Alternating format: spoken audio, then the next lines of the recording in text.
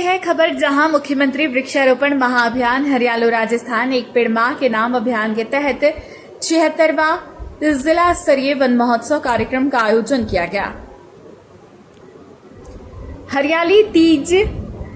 के अवसर पर जिला प्रभारी मंत्री झावर सिंह खर्रा की मौजूदगी में ग्राम भावरी में एक पेड़ मां के नाम आयोजित हुआ, जिसमें 2000 पौधारोपण किया गया। कार्यक्रम में जिला प्रभारी मंत्री खर्रा ने जिला वृक्ष नीम का पेड़ लगाकर कार्यक्रम प्रारंभ हुआ। प्रभारी मंत्री व प्रभारी सचिव अश्विनी भगत, जिला कलेक्टर एलएन मंत्री, पुलिस अधीक्षक पूजा अवाना, सीईओ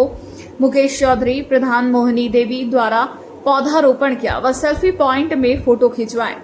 जिला प्रभारी मंत्री ने कार्यक्रम में ग्रामीणों व बच्चों को संबोधित करते हुए वृक्षारोपण की महत्ता बताई। उन्होंने कहा कि हमें प्रण लेकर एक एक पेड़ माता पिता के नाम से लगाकर उसकी देखभाल करनी चाहिए। उन्होंने पिछले अभियान की तुलनात्मक आकलन करते हुए गत वर्ष में हरियालो राजस्थान अभियान के तहत लगाए गए लगभग 70% पौधे वृक्ष के रूप में आगे बढ़ने के लिए प्रेरित पर है।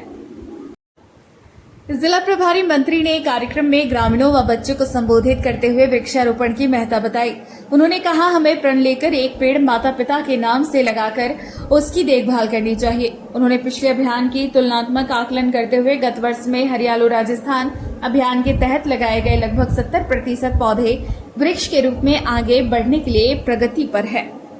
140 करोड़ नागरिकों से एक आह्वान किया कि देश का प्रत्येक सर्वभावी नागरिक हर वर्ष एक एक पेड़ अपनी माता जी के नाम से निश्चित रूप से रोपित करें। अब कहने को तो हमने उनकी बात को सुना, अमल में भी लाए और अमल में लाकर गत वर्ष में बहुत से पेड़ लगे और इस वर्ष भी आप सभी लोग मिलकर पेड़ लगाएंगे। लेकिन उसके पीछे आदरणीय प्रधानमंत्री जी का जो भाव है उसको समझने की आवश्यकता है। पेड़ लगाना और पेड़ का पालन पोषण करना, ये दो अलग अलग बातें हैं। अगर हम पिछले अभियानों का तुलनात्मक विश्लेषण करें तो पिछले 74 सालों में इन दो 75वें और 76वें वन महोत्सव को छोड़ दें तो 74 वन महोत्सव में जितने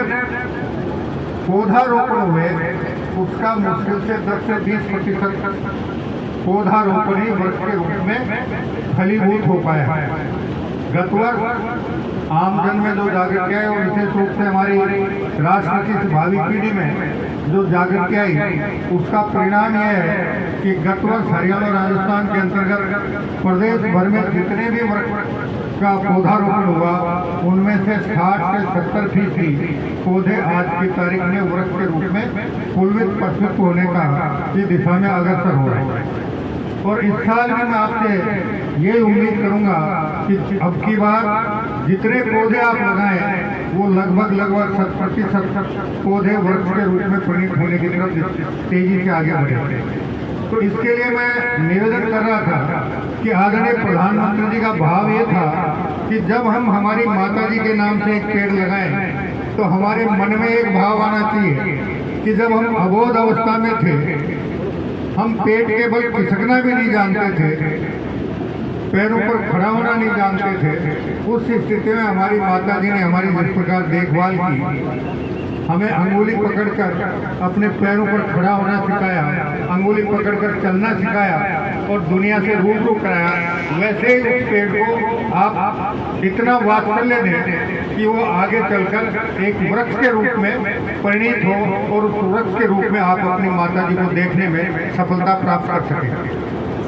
इसलिए सबसे पहला तो मेरा निवेदन ये है कि जो भी अपने माता जी के नाम से एक पेड़ लगाएं उसकी जब तक वो पेड़ वृक्ष के रूप में परिणित नहीं हो तब तक लगातार उसकी देखभाल करते रहें। गर्मियों के मौसम में पानी देते रहें, सर्दियों के मौसम में उसको सर्दी से बचाने का प्रयास करें और बरसात के मौसम में तो प्रकृति अपने आप उसको जल का प्रवाह देती रहेगी। साथ ही मैं हमारे भारत के राष्ट्र के नौनिहाल विद्यार्थी बालक बालिकाओं से एक निवेदन करना चाहूँगा कि हमारे परिवार के जितने भी बुजुर्ग बैठे हैं उन्होंने तो अपनी ज़िंदगी जैसे तैसे पार कर ली, लेकिन अब भविष्य आपका है और अगर आपको शुद्ध वातावरण नहीं मिलेगा, ऑक्सीजन पर्याप्त मात्रा में नहीं मिलेगी, तापमान अगर नियंत्रित नहीं रहेगा तो ये भी एक कटु सत्य है कि जैसे ही तापमान 52, 53, 54 डिग्री की तरफ बढ़ना शुरू होगा, व्यक्ति का जीवन खतरे में आना शुरू हो जाता है। वैज्ञानिक शोध ये कहता है कि जैसे ही 53 डिग्री से ऊपर तापमान बढ़ेगा,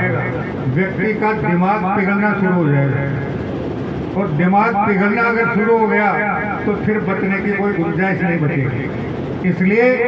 समय रहते चेतें, और आप में वो ताकत है कि आप अपने परिवार के बुजुर्ग सदस्यों को इस बात के लिए राजी कर सकते हैं, बाध्य कर सकते हैं कि वो भी पेड़ लगाएं और आपके साथ मिलकर उन पेड़ों की सुरक्षा का भी दायित्व संभालें। क्योंकि परिवार में किशोर और बाल अवस्था के जो जितने भी सदस्य होते हैं वो सबसे महत्वपूर्ण सदस्य होते हैं, और वो अगर किसी बात को ठान लें, चाहे वो स्वच्छता का मामला हो, चाहे वो वृक्षारोपण का मामला